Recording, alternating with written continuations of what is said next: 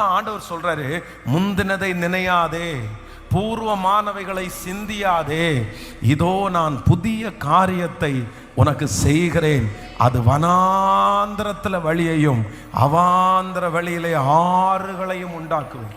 முன்னாடி நடந்ததை நினைச்சு நினைச்சு நினைச்சு துக்கப்பட்டுட்டும் இருக்கக்கூடாது.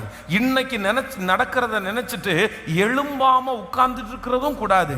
இனி என்ன, அதான் எல்லா மரண வீட்டிலையும் போய் முடிச்சு அடக்கம் பண்ணினதுக்கு பிற்பாடு அவங்க ஒரு வார்த்தையை சொல்லுவாங்க. என்ன வார்த்தை சொல்லுவாங்கன்னா, இனி ஆக வேண்டிய காரியத்தை பார்க்கலாம்.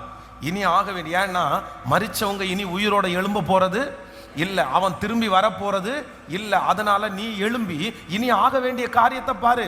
நீ சாப்பிடு, நீ தூங்கு, நீ ட்ரெஸ் பண்ணு, நீ உன்னுடைய வேலையை பாரு, நீ எந்திரிச்சு போ, அவ்வளோதான், முடிஞ்சு. அந்த கதை அதோட முடிஞ்சு. அதுக்கு மேலே நம்ம எதையுமே நினைக்க கூடாது.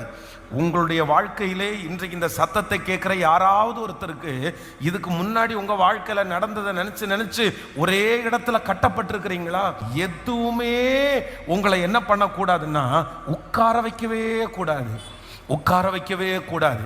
சிலர் ஒருவேளை கட்டப்பட்ட சூழ்நிலையில இருக்கலாம், அப்படியே எழும்பவே முடியாத அளவிற்கு உங்க மனசு அப்படியே இருள் அடைஞ்சு இருக்கலாம்.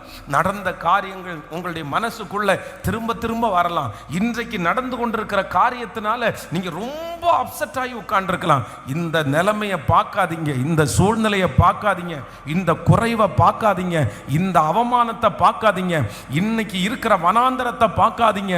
இன்னைக்கு இப்படித்தான் இருக்கும். ஆனா கர்த்தர் சீக்கிரமாய் ஒரு நாள் உங்கள் தலையை கர்த்தர் நிமிர பண்ணுவார்.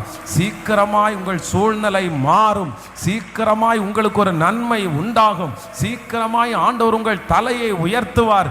நிச்சயமாய் இன்னைக்கு இருக்கிற இந்த நிலைமை அடுத்த வருஷம் இருக்க போவது இல்லை. இந்த வருஷம் நீங்கள் பார்த்த இந்த நிலைமை அடுத்த வருஷம் இருக்க போவது இல்லை.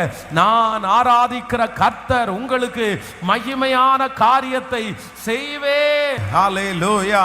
இதோ நான் புதிய காரியத்தை செய்கிறேன், புதிய காரியத்தை செய்கிறேன். அப்பா, கரங்களை தட்டி கொண்டு இருக்கும் போதே இன்னைக்கு இருக்கிற பயம், இன்றைக்கு இருக்கிற மன தாங்கல்கள் இனி இல்லாதபடிக்கு கர்த்தரியம் பிள்ளைகளை அதிலிருந்து நீர் வெளியே கொண்டு வருகிறதற்காக ஸ்தோத்திரம் அப்பா, ஸ்தோத்திரம் அப்பா, ஸ்தோத்திரம் அப்பா.